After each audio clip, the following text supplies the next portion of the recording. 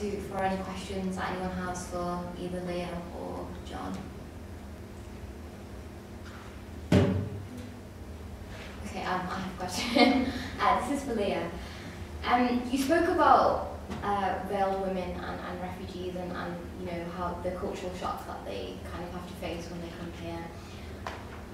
What's your opinion on that issue really? Because a lot of people would argue that the veil is in fact a form of oppression. I mean, how do you? What's your issue? What's your opinion on that? I mean, how do you kind of fit that into the whole aspect of you know women coming to this, refugees coming to this country and you know seeking emancipation, but then they have these kind of cultural backlashes as well. What's the relationship between that? It's definitely a very controversial issue, and I think what I can say for sure is that I'm absolutely opposed to a ban on religious signs in public space, and specifically headscarves. I'm talking now about the ban in France that took place in the mid-2000s, and a subsequent ban later on a full face covering, which was as of 2010, 2011.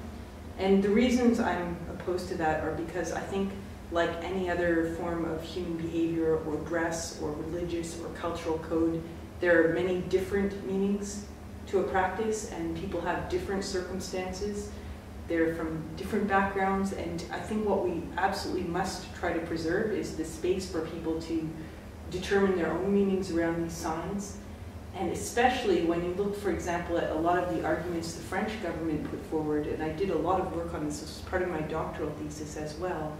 A lot of the arguments they were making is that in some way, by banning headscarves in French state schools, they were going to be saving these young women from oppression within their religious community. And it was this idea also in the French collective imaginary, it's about the suburbs and these ghettos, cités, you know, where everybody, all the women are completely oppressed by all the men. I mean, obviously there are a lot of issues around gender violence in the suburbs. I'm not saying there aren't, but there was this imaginary that was very, very powerful. And I think my response there was that, well, even if they did think that was the case, what then happened to those girls? Let's accept that extreme victim scenario, which I think affects some people, but not everybody, because as I said, we're all different and people have their own meanings they attribute to the headscarf like to anything else.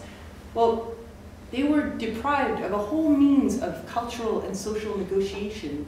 And there were some very good studies in France of young women who said, well, you know, this is something, I'm not actually sure how I feel about the veil, but wearing it at home reassures my parents and allows me to go to school and to access education and opens other opportunities for me.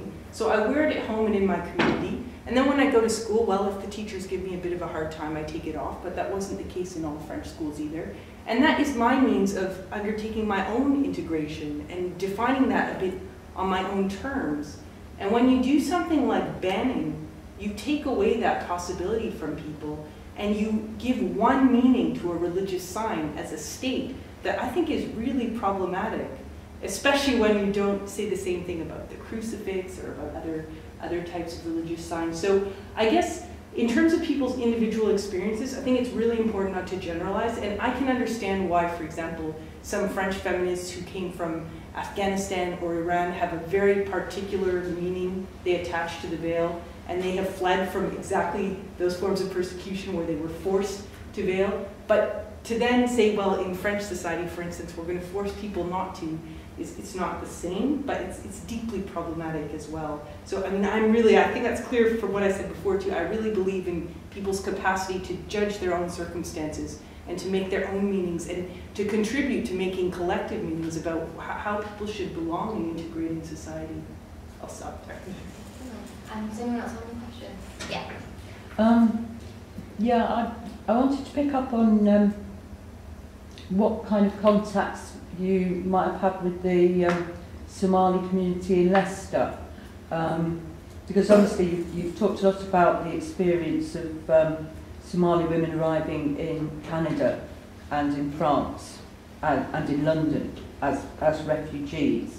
And I was working in education in 2000-2001 when large numbers of Somalis who'd already achieved refugee status in particularly Holland and Scandinavian countries, decided for a number of reasons to come particularly to Leicester, and particularly to initially come to Highfields, which was the area I was working in. And at that time, we had very, very little contact with the women within that community. And there were some men from that community who kind of mediated on their behalf, perhaps because of language issues and perhaps for cultural reasons, but the community at that time remained very closed, and I just wondered whether you had more of an update, because I haven't actually been in that area for some time, and I'm not quite sure how things might have moved on. Obviously, for the younger generation growing up in schools, things are quite different, but the women who'd left Somalia quite some time earlier in the Civil War and had gone to other places in Europe and then had come to Britain,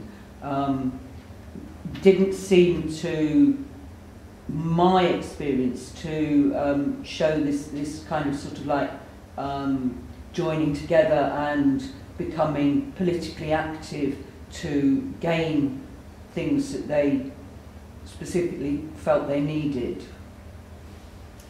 I actually, what I know about the Somali communities, and I think there are many communities in Leicester, I know through the Canadian Somali diaspora, because a lot of friends and contacts that I have relatives exactly in the situation you described. There's a really important study to be done about the migration of the so-called Dutch Somalis and why people felt all of a sudden they should leave Holland, and why people came to Leicester. There's a whole history there. I think a lot of it was because the Dutch had fairly specifically spread people around, and they were quite isolated, and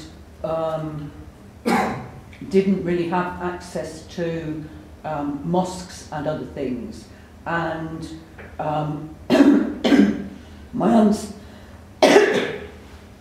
my understanding at that time was that some people came to Leicester and discovered the number of mosques, particularly in the Highfields area, and went back to Holland and said, Leicester's a good place to go to. There's a lot of housing that's available, large houses that are fairly cheap, in a close area, and then that spread from Holland to the Scandinavian countries.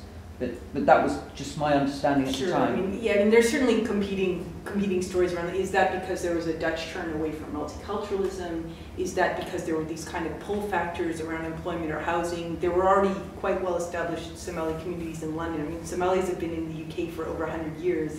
They're Dutch, Somali sailors from the turn of the century. So, but I guess in terms of what people are doing and how people are organizing, the echoes I have are really about a very, very dynamic second generation, especially young women entering higher education at a much higher rate, not necessarily having great employment outcomes afterwards, but of really this push and a sacrifice on the part of women of that first generation to make sure that, at least for their daughters, things will be different. And that's not unique to one community. We can think of so many migrant communities where that's been the case, that sacrifice generation, very, very gendered, and about, well, I've lost things. I mean, I talked to some women whose stories I tell in my book, 3 women who were doctors, like pediatrician, oncologists, very specialized, highly educated women in Somalia who could never get their credentials recognized and who couldn't pay those $1,000 it is in Canada, plus, and training programs and taking the exams again and losing your skills. And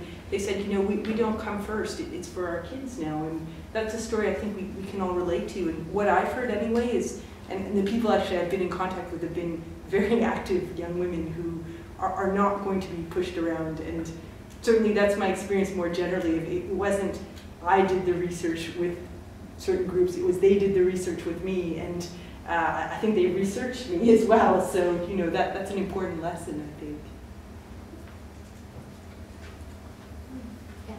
Yeah, in relation to the Somali refugees in Scandinavia, I'm from Scandinavia myself, and Sweden takes the highest. Sweden is the country in Europe that has the most Somali refugees migrating, and that has been established since 2010, I think. And what I've noticed is, because I live in a neighborhood which is close to another neighborhood, which is now called Mogadishu, because it has a high percentage of Somali refugees, and a lot of people there, they don't have an education, they cannot get out on the job market. And it's the question I have is, what happens is that the state puts these people in these now so-called segregated neighborhoods, because so the Somalians can in a way integrate, because they get the help of the already Somali refugees that have been living there to help them with the language. But what happens is, tends to happen is, in this neighborhood there's stores where the employees are already Somalians, so they'll never have to get the chance to speak Swedish or learn Swedish. But what's also happened in contrast to that, that there's a lot of families that I've heard, because I used to go to a school where there's a lot of Somalians there, and what I've noticed, a couple of friends started moving up north in Sweden, where there's not a big Somalian community, because in that way they were forced to integrate, and percentage-wise showing that Somali refugees in north of Sweden is getting higher education than the people staying in, for example, Stockholm and Gothenburg and Malmö, whereas there's a lot of like these neighborhoods, areas where there's so much Somali refugees. So my question is, is it like the responsibility of the government to try to spread these Somali refugees that are coming to other areas of the country, so it doesn't become like these new Somali communities? So, because they're just going to get stuck there. That's how my experience of it. I feel like they're just getting stuck and they cannot move on with their lives. I mean, those are very big debates, and they're, like, as you can imagine, there's evidence suggesting different things along those lines. My personal view of that is, again, and I think I'm consistent on this, that people should have access to resources and to information, and should then be able to make choices. And I think the problem is when you take that choice away through things like dispersal programs, which we know about in this country, for instance, where people land and are not able to actually speak to anybody in their own language, and there aren't social services provided. There isn't that kind of transition, and where a little bit of community interaction would be so very helpful. The problem is when there isn't proper access to safe and affordable housing. People are forced to live in areas where they're not comfortable, they don't feel safe. I think we also have to remember Somalis, especially coming from Somalia, are fleeing a civil war. They're often with people from clans or sub-clans or sub-sub-clans that they're in conflict with in their own country. I thought about that a lot in Toronto, which is a big spread out city where the Somalilanders were in the East End, especially in the early waves of migration. 2 other clans were in the West End, and 2 other clans were in the North. And I was the one sitting on the subway, going back and forth and thinking quite a lot about what conflict meant, because people were not willing to interact up until, until a couple generations down the road. Whether that means people segregate themselves, I think we should be very careful there also, because those are not things we say about, I'm not saying you're saying this, but these are not things we say about other communities that choose to live together, that are very affluent and that we perceive as good communities and contributing communities. So when there are choices and when there are community constructions, I think there's something very valuable there. The problem for me is when people are stuck and don't have a choice. And I know Somalis in Canada, for instance, who are now working on oil fields in Alberta, and they're facing major discrimination and Islamophobia. But there are economic opportunities there. It's very high-paid, dangerous work. They're out of the over-concentration of quote-unquote cheap labor in places like Toronto, and so they're making that decision. I don't think that's a great set of choices, but you can understand that they make that calculation on their own, right? That they don't need the state to disperse them. That they know if we stay where there are so many people like me, there's a flood on the market, so I need to make some sort of adjustment. So there isn't a perfect answer, but again, for me, the priority is to give people the tools to make their own choices. And a lot of people would disagree with me on that. So. And it's, I mean, it's incredibly timely question in the sense of that the government here is now, and there was a prehistory of doing this, the sort of dispersal, internal sort of dispersal of communities from, you know, perceived poor parts of London to low provinces, to Stoke, to where I come from, to, but you know, to the northeast and so on and so forth. You know, but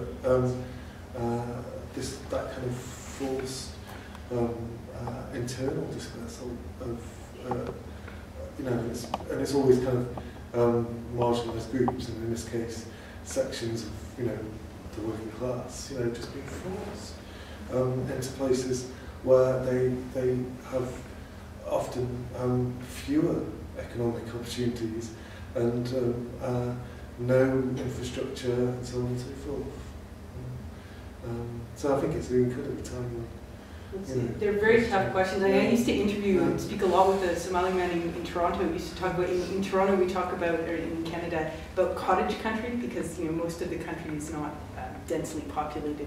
So you have cities, and then you drive for a couple hours and you're in what's called cottage country. And probably like in Sweden, there are lakes and cottages and all this kind of thing. And he was just sort of saying to me that there are no black people there. I need a visa to go to cottage country. This is like in the same region around Toronto, right? I mean, and imagine then, as you say, that even just the mental health type of issues with that kind of social isolation are very profound. And we're not talking about UK scale, we're talking in Canada. You drive for hours, and it's extraordinary to think about moving people around in those ways, but the Canadian government has done so many types of things. And in the UK, the dispersal that I'm familiar with is the kind that routinely happens with asylum seekers. Like, for example, you've got people who have been, let's say, in Leicester for several years, decades, and then they're going through the asylum process, and they get, you know, their claim is refused.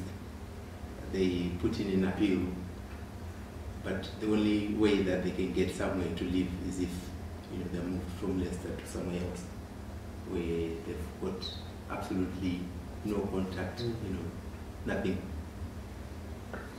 I mean, I do think you're right, though. It is a double-edged business, and I mean, I think Zach, you must be familiar also with this literature on ethnic networks and whether that enables people's integration or like, personally, I think it's good, like, that they get, first when they, as you said, they're running away, escaping civil war. It's a good thing that they get placed in these areas where there is a big community of that, like, of your own people. But at some point, some people not strong enough might just stick to that. And if it gets so comfortable because it becomes a comfort zone and they don't dare getting out of it, like, that's what happens. Because like, this feels like home, but much better. There's no war, we don't have to flee anything. But it just feels like at some point that can hinder them because it becomes like a community. They forget that they're in another country. I don't think that is a decision for the state to make. I think that should be left to individuals. Yeah, but that's what happens. I was just thinking, is it the government's fault that they end up in these situations?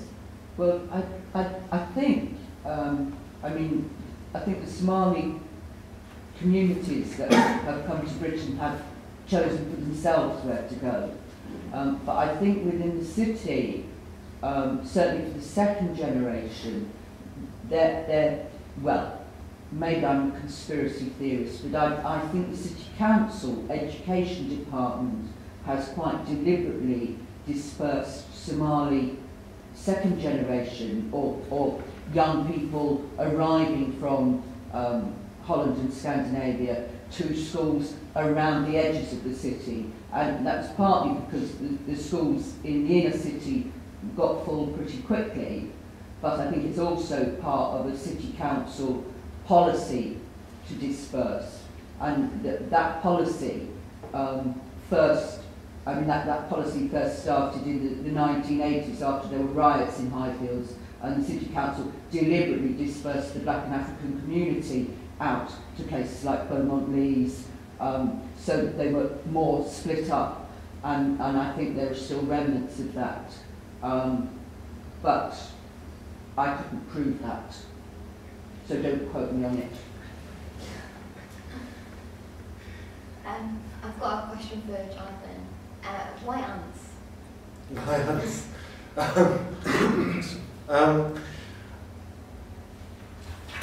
As I say, it's. I mean, the initial response to that is that it is based on non-fictional images, and there was this guy who I lived with who was obsessed with ants, and he infected everyone around him with this obsession. But gradually, what becomes clear in the novel is that it's a sort of metaphor for that character. It's but more generally as well. It's a sort of metaphor for what he perceives to be the perfect communities, communities which sort of the ant community is a kind of utopian community which does welcome strangers, because quite famously ants ant nests often involve other creatures as well, with whom they have kind of cooperative relationships with, and then gradually there's also a sort of darker element to the metaphor in the sense that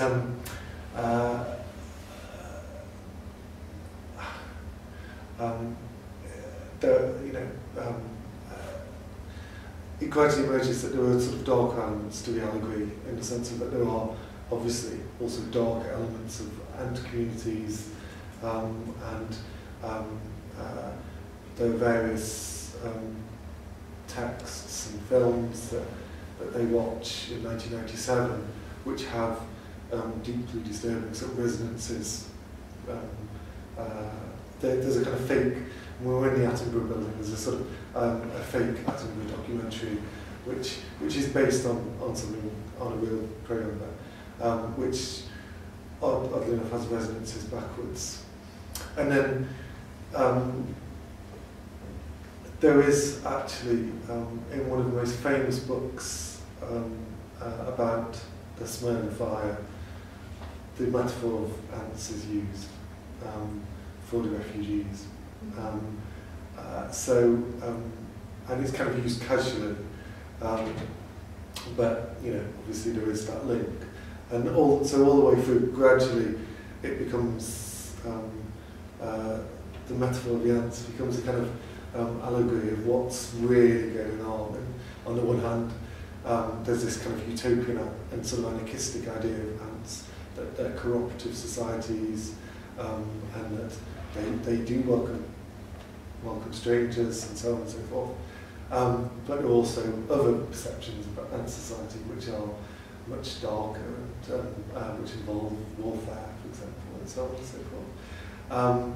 And then, as I say, sort of, the unconscious to that becomes the kind of this kind of climactic chapter in 1922. So it's a sort of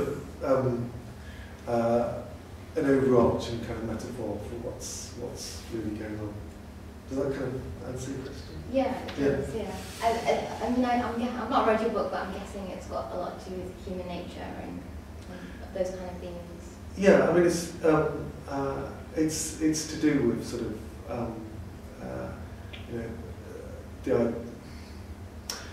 all of these debates about sort of certain kinds of animal society or insect society. Do they have this, for example, do they have the same problems that human society have, and so on and so forth? And I don't answer those questions because you can't, but I think they're sort of fascinating debates, and also, questions about sort of,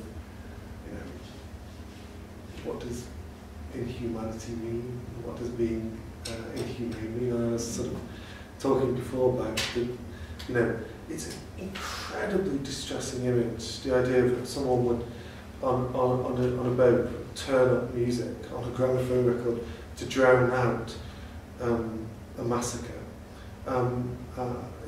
It's horrendous. But what's most horrendous about it is that it's also understandable, you know, and that is the way that people behave. The only way that maybe the only way at a very profound level that we survive psychologically in England is by drowning out what our lifestyle partly depends upon outside, you know, outside. And do you think that's true though? Do you think that people, you know, drown out the reality of what's happening around them? I think people always. I think it's again, it's a natural part of natural way of behaving. In that human beings are strange mixtures of empathy, sympathy on the one hand, and the negation of that on the other. You know, and that. Obviously different people have these things to different degrees, you know, so some people are more empathetic than others. But you know,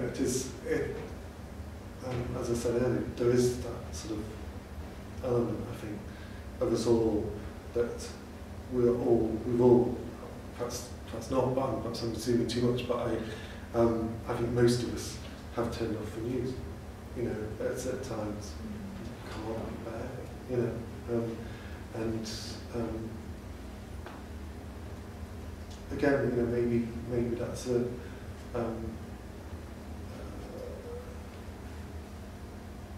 possibly to do with kind of problem with mass media, really, is that you wouldn't have known all these things 200 years ago. So I think all of these questions sort of fascinate me, really, and all kind of bubbling around. How would you link it to refugee? Like, how would you link it to what we've been talking about today, and especially what Lee's been talking about in terms of you know, the refugee experience and you know, gender inequality and that kind of thing? Like, how would you link your story with the themes that we've been focusing on? In various ways, and actually I was thinking that there is a very, very close link between the two, which is a kind of methodological link. I don't like that word, I've never liked the word methodology, partly because I can't say it. But your emphasis is kind of anarchistic. You know, it is, if you don't mind me saying, it is all about the importance of recognising the multifariousness of individual experience, you know, and the fact that the state so often treats, and the media as well, so often treats communities monolithically. And what a novelist can do, what a novelist can do, is the novelist in a way is I think the negation of that kind of statistical knowledge, because what a novelist does is exactly that. A novelist is interested in the importance of one person's experience, and often novelists are interested in exceptions and interested in people who are individual. And, you know, obviously some of the characters in the novel are very eccentric, you know, in various ways. And so actually, I think our methodology is in a way oddly the same. But you're a creative writer, really. Gosh, I wish. But it is that emphasis on seeing something through an individual's eyes, which statisticians and politicians and you know, the news at 10 can't do. So I think in some ways that we do share that aspect of sort of personal, particular experience, which goes against, you know, the absolute dominant culture of the state and the way that the media talk about people. Yeah, no, I wanted to ask you, because I think Jonathan did this very naughty thing where he stopped right at the key moment in the story when we all wanted to know what was going to happen, and I mean, well played, you know, obviously. And I am now going to buy the book, because have to know what happened, and it also sounds like a wonderful book. But I was wondering if you could say a little bit about, because you were talking about the way, and I was saying to Jonathan before that that story of Smyrna speaks very powerfully to me because my family is originally from Greece, and that is part of our cultural narrative and our historical understanding of ourselves, but which, you know, a very contested one, so I'll say that right away. But you were talking about the ships not taking people and turning up the music, and then you were talking about, and I'm not saying this is happening in your book because we don't know, but more generally about some people then being saved or being taken on the ships. And I mean, I'm not going to ask you to divulge what happens next, but I was wondering if you could say what you thought in terms of even looking around society today or the way we interact with migrants or others or strangers, aside from your very generous act of bringing a homeless woman into your home. What do you think are the moments of this happening around us? And that's a question also of solidarity, right, as well as hospitality. And I was wondering if you could give us some examples and some of your insights into when and why that happens. I think, and again, this kind of links on to what I was saying before, that, and I kind of make this point in the novel, really, that hospitality and the act of entertaining strangers is actually, by and large, an individual thing, an interaction between two individual people, and that the problem is, it varies both in the novel, that kind of individual contact, and I might be kind of exposing my own politics here, but there you are. I am in it, you know, sort of, I do believe in that kind of individual contact, and I think at a more generalised level, it's kind of the state or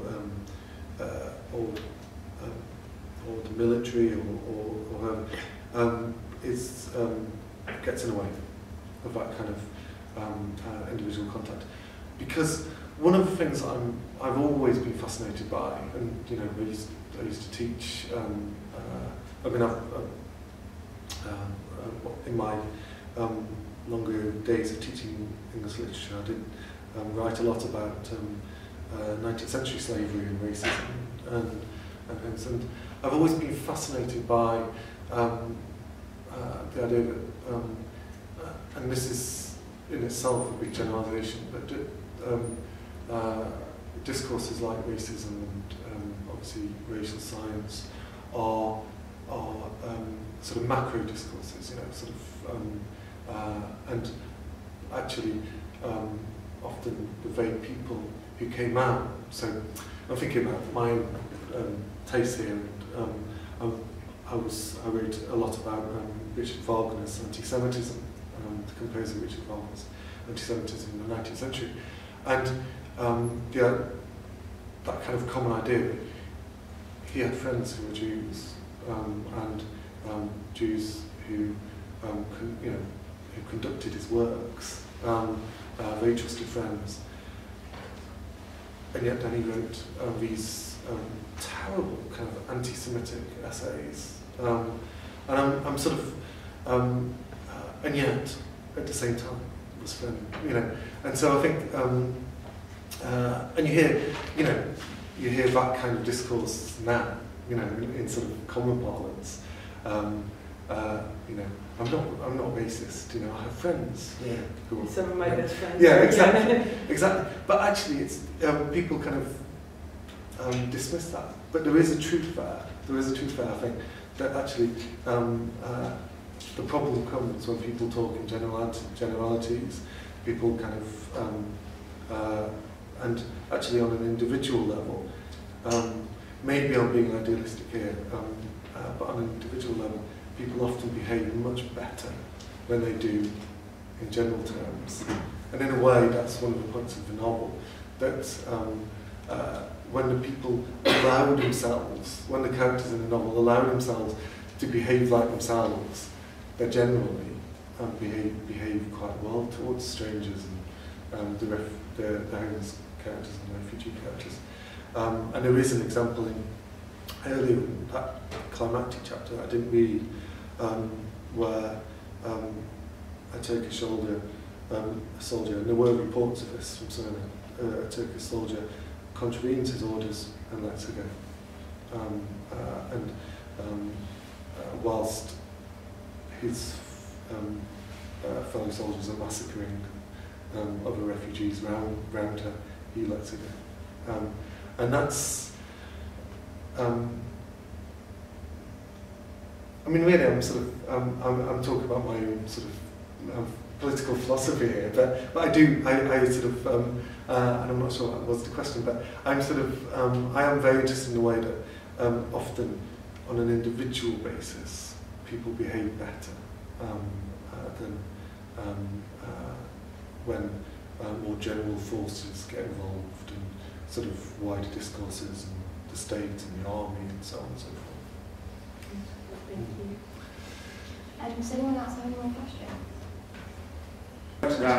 Like what I would want to know is, for you, Leah, is there anything in Jonathan's work, and a bit like how you started, is there anything in Jonathan's work that you can relate to? And Jonathan, is there anything in Leah's that you relate to? And are these things happening more, or are they happening less? Are there things that should happen more or less? Do you want to go first? And then maybe we can close. No, I mean, I really, obviously really enjoyed the reading, and as I said, I'd love to read the book. I think what I really take away from that is just, aside from the wonderful content, is the power of the story and how you drew us in this way that allowed us to empathize and to imagine, and it's very difficult to do that as in a lot of academic writing, social science writing. It's extremely difficult because of the conventions we need to follow and the types of methodological concerns we wrestle with, and they're very important and they should be respected, but you have the power to transform the way we look at the world in a way that I think it's very challenging for as an academic to do that, and I know you do academic work as well, but in that genre of writing, and I mean, I feel that way when I read Hawa's poems as well, that in the poem she's expressed all those things I was trying to think about for, what is it, 167 pages, right? And this is in this text, and you did that very beautifully in the book as well. So I think also as someone who's involved in advocacy work, it's for me to think more about the power of that kind of storytelling, which I really appreciated. But I would say that you yourself, there was a lot of storytelling in what you were doing, and that's why I think that there is a kind of shared methodology, because actually you were emphasising the importance of these particular narratives, and the importance of, as you say, some in your terms, micropolitics.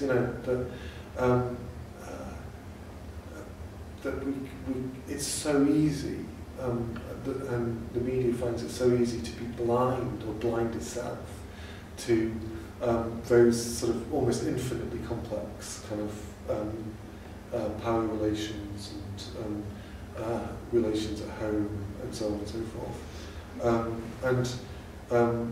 And so in some ways, I think what you were doing was a kind of, was a form of storytelling, really, in the best sense. And I've always believed that a lot of academic work, in sciences as well, it's not just social science, but in science itself is narrative based, and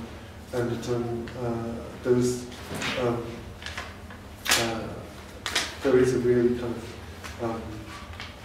in some ways, what all subjects have in common base is that emphasis on narrative and the importance of story, but it's also kind of how you tell, how you go about telling stories and so on and so forth. But I think that emphasis on micropolitics is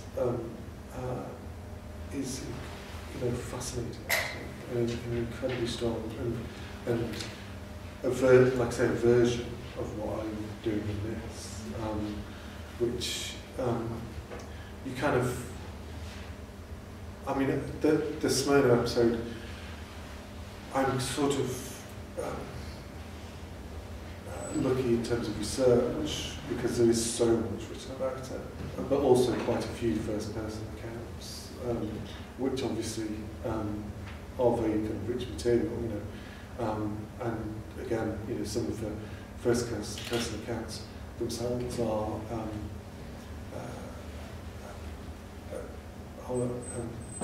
amazing stories that you wouldn't necessarily expect. Yeah, I mean, so in some ways we're both kind of interested in exceptions and ways in which generalities are falsified, sort of by these micropolitics. Yeah. May we thank everybody for your attention. Thank you very much. Thank you for inviting us. Thank you.